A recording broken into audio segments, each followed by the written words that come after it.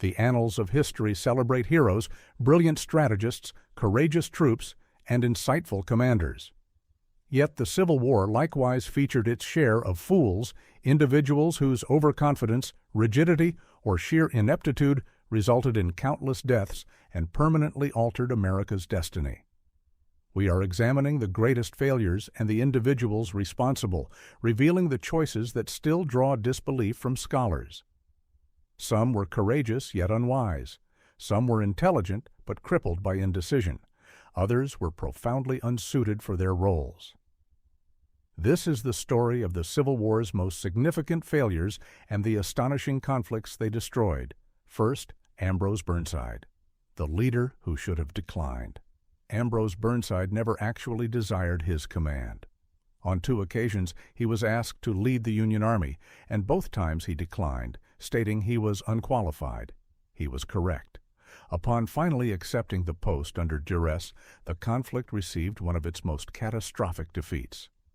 At Fredericksburg, Burnside commanded a full-scale direct charge targeting a fortified stone wall upon a ridge where enemy marksmen held an overwhelming position.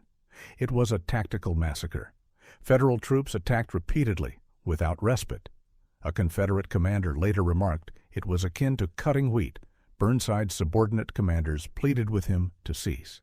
He would not relent. A Union officer recorded in his journal that day, "We were cut down like animals." Burnside's error led to 12,600 losses in one afternoon, all for an objective he did not even require. His soldiers departed, labeling him the butcher of that defeat. Second, John Bell Hood, the rash attacker. It is November 1864. The Confederacy is crumbling, yet one commander denies this truth: General John Bell Hood. Hood was courageous, excessively so. He had previously lost the use of an arm and walked with a disabled leg from past rash attacks, but these injuries hindered neither his ambition nor his poor decision-making. At Franklin, his force was fatigued, outmanned, and confronting entrenched Union positions. Every single one of his officers urged Hood to bypass a head-on assault. Hood retorted, "I will shatter them." The outcome? One of the most futile offensives in the whole war. The Confederate soldiers advanced over open ground, straight into artillery shells and rapid gunfire. In 5 horrific hours, Hood suffered the loss of 6 generals, 14 colonels, and nearly a third of his total force. One fighter later stated, "We were hurled directly into death's mouth." Experts still refer to Franklin as the Western Picket's charge, but this version held no possibility of success. Hood's choices disabled the final major army protecting the Deep South Third, Irvin McDowell. The General of the Picnic. Picture commanding a force into combat against your own counsel, while half your troops are green recruits and civilians trail your columns carrying lunch baskets to spectate.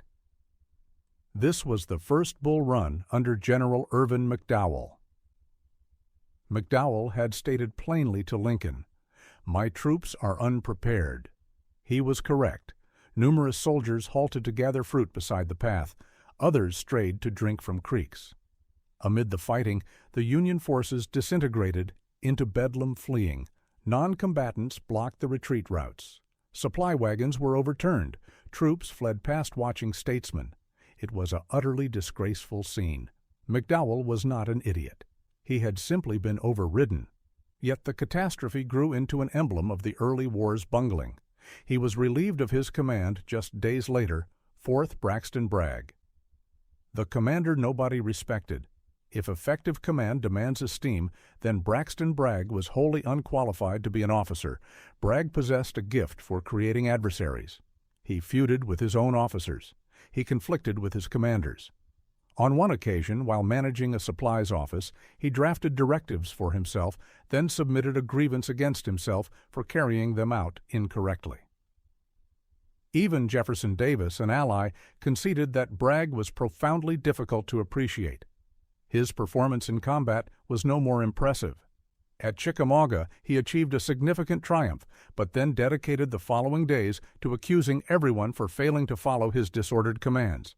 He jailed his subordinates, bickered with his generals, and threw away his success by withdrawing in disarray.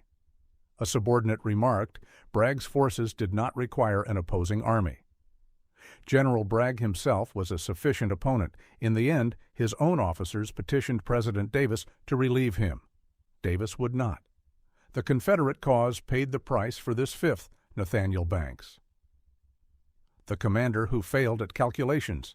Nathaniel Banks was an adept politician, but as a military leader, he was entirely out of his depth.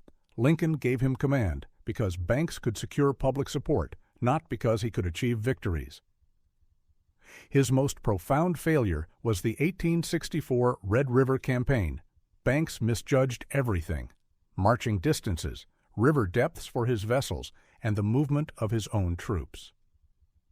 A Union officer noted that he could misplace an entire army through simple miscalculation. He led his forces far into Louisiana, only to find the waterway was not deep enough, enemy troops were prepared, his naval support was stranded, and his supply route was in chaos. The operation concluded with a withdrawal, disgrace, and the near-total loss of a Union naval squadron. Banks was never again given a significant combat role. Sixth, George McClellan. The hesitant mastermind. McClellan represents the ultimate paradox of the Civil War. He was a genius and a flawless administrator. He transformed the Army of the Potomac into a polished, professional force. His troops adored him, yet when the moment for action arrived, he became paralyzed. Throughout the Peninsula Campaign, he was perpetually convinced the Confederate forces vastly outnumbered his own. He postponed. He wavered. He incessantly called for more troops. At Antietam, McClellan was handed a divine advantage: Lee's own misplaced campaign plans. He was aware of every single Confederate disposition. Even then, he held back, refusing to use his full strength. He deployed his units piecemeal in a staggered sequence, never launching a consolidated, decisive blow. The price for his excessive caution was paid in Union blood. Lee managed to withdraw. The conflict dragged on for another 2 years. Lincoln ultimately dismissed him, stating, "If he will not use the army, I must find a commander who will." Seventh, Gideon Pillow, the master of evasion. In 1862, at Fort Donelson, the Confederates had a single opportunity to break out before Grant's forces sealed the trap. They mounted an effective assault and cleared an escape route, but then Pillow lost his nerve. He commanded his men to fall back into the very fortification they had just broken out of, retrapping the entire army. Once the fort was completely encircled, Pillow chose to make a personal getaway under cover of darkness, abandoning his command to another officer to formally surrender. Grant could only express his profound contempt. The war had acquired one of its most notorious figures of ridicule. Eighth, Benjamin Beast Butler, the political catastrophe. Benjamin Butler possessed zero diplomatic skill, absolutely none. While governing occupied New Orleans, he issued his infamous General Order No. 128, which stated that any woman showing disrespect to Union troops would be regarded as a woman of the streets. The outcry was instantaneous and fierce. European powers formally complained. Southerners vowed retribution. Even Northern allies labeled his action irresponsible. With a single decree, he converted a potential public relations triumph into an international incident. Ninth, Jubal Early, Lee's bitter lieutenant. Jubal Early was courageous, but he was also obstinate, quick to anger, and ruinously arrogant. In 1864, he was tasked with protecting the Shenandoah Valley, the primary source of food for the Confederacy. However, Early incorrectly assessed Union maneuvers, disregarded critical alerts, and launched an offensive when his strategy should have been purely defensive. General Sheridan soundly defeated him. The valley was ravaged, its agricultural land ruined, and the South's primary food source was critically damaged. Lee could only sigh, referring to him as "my troublesome old man." 10th, Franz Sigel. Franz Sigel served as definitive proof that a boisterous public persona can occasionally conceal a profound lack of tactical skill. A political exile from Germany, Sigel came to America with a compelling history, passionate oration, and a guarantee that he would mobilize the German-American community for the Union cause. And it is true, he successfully recruited thousands of fervent volunteers. The central issue? Sigel was significantly more effective at motivating civilians than he was at leading soldiers. The instant he was in a combat situation, his operations would descend into chaos. Sigel's talent lay not in planning, not in command, and definitely not in victory, but in converting straightforward military scenarios into total calamities. A prime illustration is the 1864 Battle of New Market, where Sigel confronted a far smaller Confederate army that included a corps of teenage cadets from the Virginia Military Institute. One would assume a veteran commander with a larger force could effortlessly overwhelm youths who were practically children. Instead, Sigel engineered a spectacular defeat. His units were deployed incorrectly, his commands were incoherent, and at a pivotal point he positioned his cannons in a location where they were almost useless and risked firing on his own lines. The outcome? Sigel not only lost the engagement, but he also earned the disgrace of being the first Union commander ever beaten by a student battalion fighting in their academy dress uniforms. Even Abraham Lincoln, known for his forbearance, eventually reached his limit. Whenever Sigel petitioned for a more significant post, Lincoln would deftly avoid the appeal. But Sigel possessed strong political connections, and dismissing him was as difficult as trying to erase a persistent mark from clean fabric he remained. His subordinate officers soon understood the reality. The most secure location during a Franz Sigel engagement was anywhere he was not. His troops would quip that when Sigel was present, two outcomes were guaranteed. Morale would improve before the fighting, and the casualty lists would grow once it was over. By the conflict's conclusion, Sigel had become an emblem, not of courage or strategic brilliance, but of the consequences when popularity surpasses ability. He was cherished by the public, admired by congressmen, and dreaded by the men under his command. Franz Sigel joined the war effort with a rallying cry that resonated in northern towns: "I fights mit Sigel." Sadly for the Union, their opponents soon learned that if Sigel was leading, a Southern victory was highly probable. 11th, Henry Halleck. All theory, no resolve. On paper, Henry Halleck seemed like an intellectual master. He authored military manuals, was an expert on European strategy, and was widely called Old Brains. But when the actual war required decisive leadership, Halleck stalled. In his role as General-in-Chief, he would not issue definitive commands. He avoided accepting accountability. He would only endorse a plan if another person was liable for the result. Lincoln found him endlessly irritating.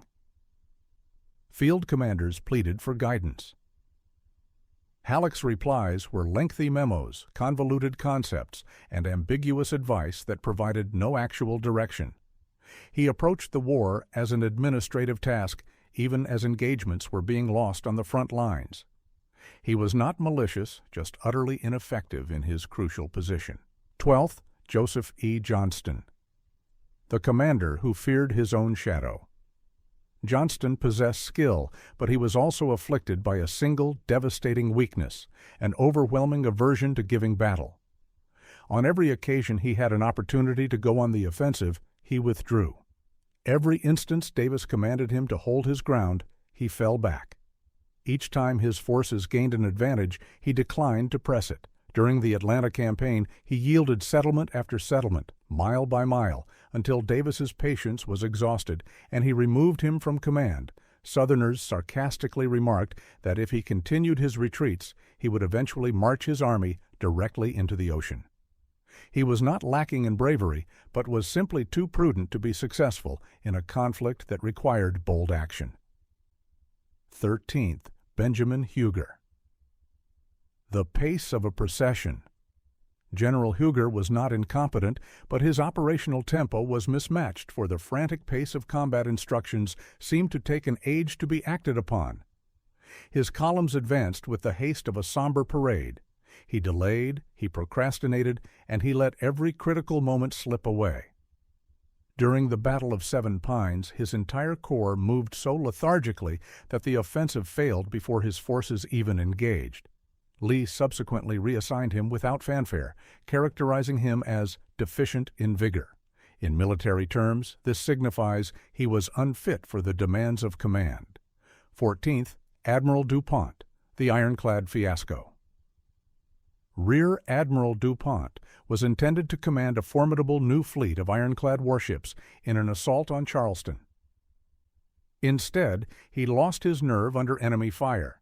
He miscalculated the fort's defenses, misjudged the tidal flow, misunderstood his own gun's effective distance, and then ordered a full withdrawal. Northern journalists crucified him.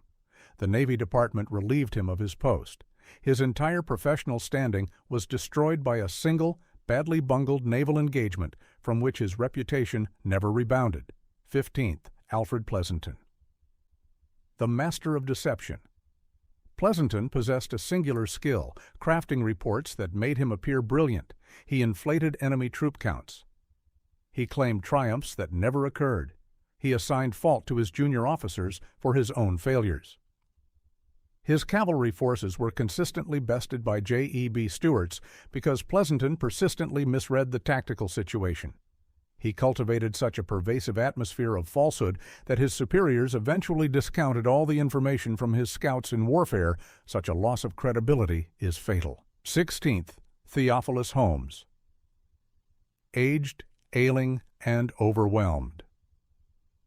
Holmes was elderly and in poor health before the war began, but the Confederacy's dire need for commanders led to his appointment. At the Battle of Helena, he directed a catastrophic assault that faltered almost instantly. His sense of timing was poor, his coordination of units was even more deficient, and his physical infirmities slowed all decision-making to a crawl. His own troops publicly pleaded with the administration to relieve him of duty. They understood his advanced age, and poor health made him a danger to his command. He was subsequently reassigned to a desk position away from the front lines. 17th, Alexander Asboth, the reckless assaulter. Asboth led his column directly into a trap in dense fog, and without deploying any reconnaissance patrols, his force blundered into concentrated Confederate fire as if they were navigating with their eyes closed. The men under his command sarcastically renamed the engagement. It wasn't the Battle of Mariana to them, it was Asboth's blind charge. His intentions were honorable. He possessed personal courage.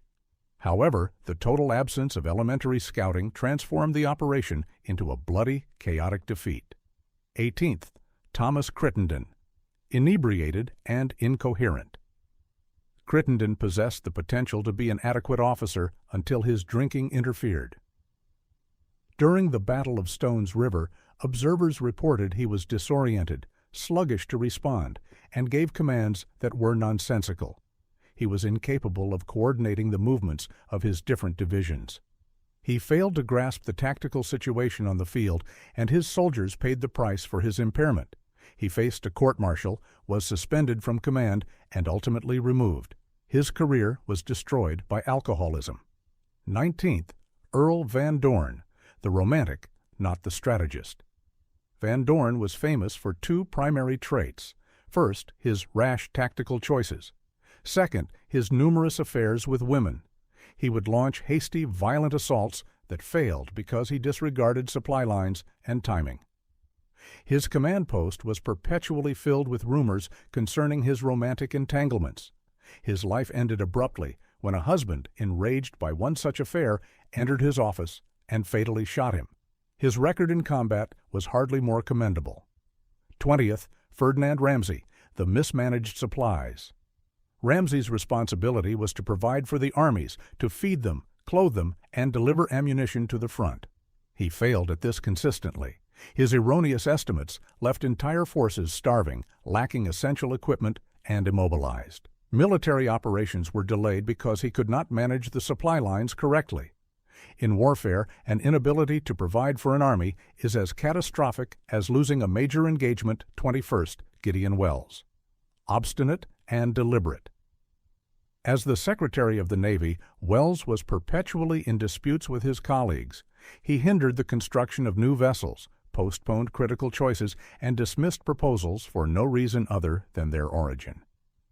The Union Navy achieved its successes despite his leadership, not because of it. Even his allies conceded that while he was intelligent, his pace was frustratingly slow. 22nd, Sterling Price. The dreamer from Missouri Price was convinced he could recapture Missouri with a destitute, starving, and ill-equipped force. He advanced deep into the state using faulty information, obsolete maps, and utterly exhausted troops, with no real prospect of victory.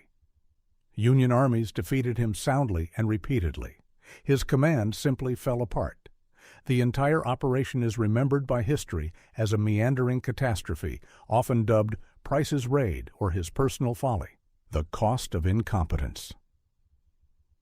War is a merciless instructor, and the Civil War, the nation's most devastating struggle, demonstrated how one error could extinguish thousands of lives. A number of these commanders were courageous, others were intelligent, some were simply in over their heads. Yet their failures influenced the conflict's outcome just as powerfully as the triumphs of brilliant strategists.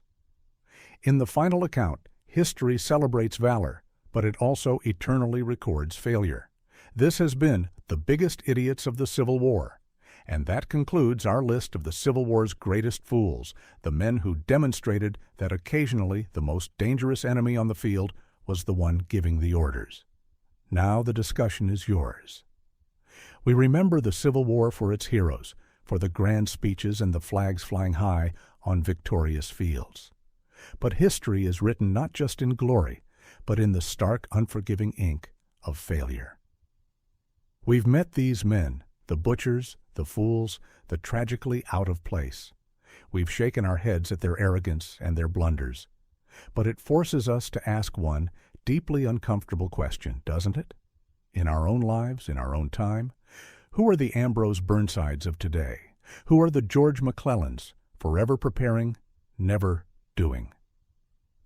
Where are the Franz Siegels, all talk and no follow-through, currently failing upward in a system that rewards charisma over competence? They aren't just dusty names in a history book. They are a warning, a reminder that incompetence, when given power, has a body count. It's a tale as old as time, and it is far from over. So the next time you see a disastrous decision, a leader paralyzed by indecision, or a charismatic figure promising much and delivering little, remember Fredericksburg. Remember the picnic general. Remember that the cost of incompetence is always paid by someone else. Don't forget to like and subscribe to our channel to help support our community. What historic blunder do you think is repeating itself today? Let us know in the comments below.